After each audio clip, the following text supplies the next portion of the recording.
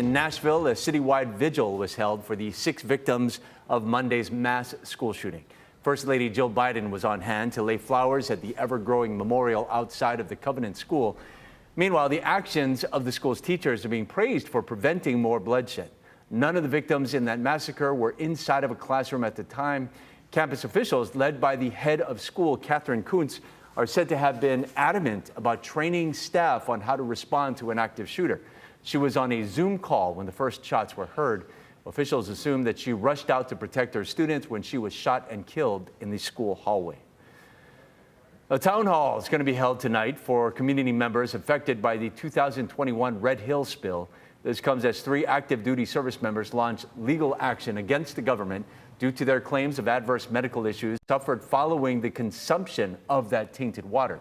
Tonight's meeting is being hosted by the law firms that are involved in this. It takes place at the AmVets West Oahu Veterans Center on Iroquois Boulevard in Eva Beach, starting at 6 p.m. U.S. Senator Mazie Hirono is railing against 160 delayed military promotions. On the Senate floor, she blamed Republican Senator Tommy Tuberville specifically. He has put a hold on the quick processing of promotions, forcing each one to happen individually rather than in batches, slowing the overall process dramatically. Senator Hirono says that he did that to block female service members from being able to travel to get abortions. But she adds this is not just about abortions, but about access to basic reproductive care.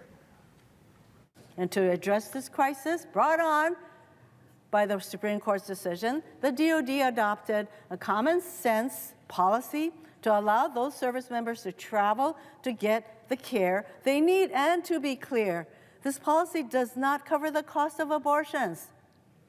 We are not talking about taxpayer-paid abortions. You know, I want to be clear on this. My hold has nothing to do with the Supreme Court's decision to the access of abortion. This is about not forcing the taxpayers of this country to fund abortion.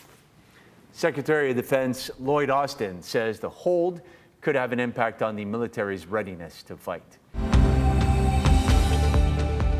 By tomorrow, we'll see fewer showers, although Kauai still could get some heavy rainfall. That's true tomorrow. And then Saturday, things start to ease up, actually. Maybe a few showers for Kailua Kona and for Lihue.